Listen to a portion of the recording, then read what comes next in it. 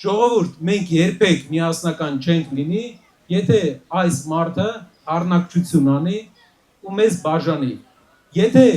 այս մարդը դուրս գա process-ից, ես ձեզ վստահեցնում եմ, համերաշխությունը գալու է հայոց հողի վրա։ Որ պահին համերաշխությունը գալիս է, այն պահին միասնությունն է գալու։ Իսկ մենք գիտենք, որ հայերը միասնական են լինում, ինչին ուզում, դրան հասնում են։ Ուժեղ կրթությունը բերելու է ուժեղ անվտանգության եւ այն գիտելիքները, որպես կրթության մարդ եմ ասում, եւ այն գիտելիքները, որ մենք տալիս ենք դպրոցում մեր երեխաներին, ոչ ոք նրա ուղեղից չի կարող անել։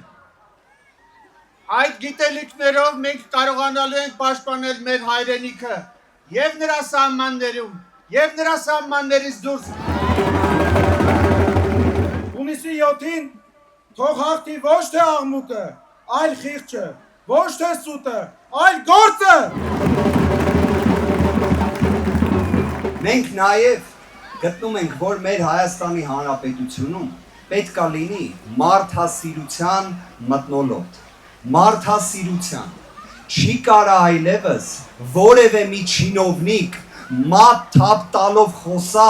Հայաստանի Հանրապետության քաղաքացու հետ, որովհետև Հայաստանի Հանրապետությունում, ուժեղ Հայաստանում իշխանությունը պատկանում է միայն Հայաստանի Հանրապետության ժողովրդին։ Մենք ուզում ենք 300,000 աշխատատեղ մեր երկրում։ Ուզում ենք զինծառայողների 40,000 դրամ աշխատավարձ։ Ուզում ենք, որ զինծառայողներից բացի բուժաշխատողներն ու ուսուցիչները աշխատավարձը բարձրացնի ստանան։ Ուզում ենք, որ մեր երկրում այլևս աղքատություն չլինի։ Ուզում ենք իրական խաղաղություն ու երաշխավորված անվտանգություն։ Այո, դա հնարավոր է ու դա հնարավոր է մեր առաջնորդ Սամվել Կարապետյանի հետ։